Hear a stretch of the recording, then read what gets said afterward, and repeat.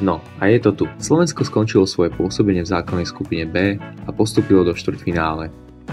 Prišli aj prekvapenia, bohužiaľ aj negatívne prekvapenia.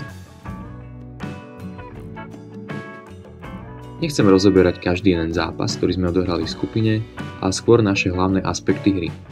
Začnem od pozitív. Ten náš gólový prejav sa brutálne zlepšil oproti minulým rokom. Potvrdilo sa to aj vo viacerých zápasoch, samozrejme s jednou výnimkou. Ale celkovo tá útočná sila v podaní Hudáčka alebo Pospíšila, to bol jednoducho pekný útočný hokej. Samohlav aj hrdina zápasu s Lotyšskom aj z USA. Ten chalan, čo chytá, to je neuveriteľné. Samozrejme, vedel by som tu chváliť viac vecí, ale toto video je aj o iných veciach. Presuňme sa ku negatívom. Naše presilovky.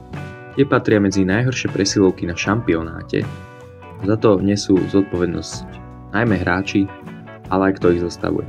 A to je Jan Pardali. Ďalšia vec je naša obrana.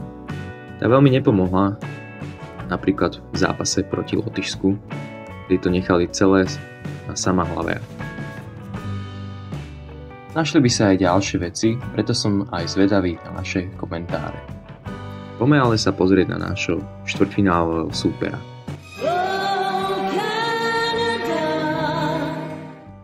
Kanada disponuje takými hráčmi ako mladá hviezda Connor Bedard, John Tavares alebo výborná brankárska opora v podobe Jordana Binningtona.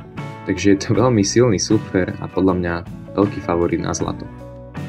Úradujúci majster sveta vyhral skupinu, ale prišlo napríklad zaváhanie s Rakúskom, kedy Rakúšania za 1/3 strelili 5 gól a poslali zápas do predĺženia. Tam dal Tavares síce za 15 sekúnd gól, ale čo je hlavné, je, že Rakúšania vedeli držať krok s Kanadou. Je ale dobre si uvedomiť, aká je Kanada v play-off. Môžeme si pripomenúť rok 2021, kedy mali katastrofálny začiatok v základnej skupine a len tak postupili. A nakoniec bolo z toho zlato. Pre nás to bude veľké sústo. Určite je pekné si pripomenúť pamätné štvrťfinálové zápasy z roku 2002 a 2012, kedy sme mimochodom vždy brali medailu.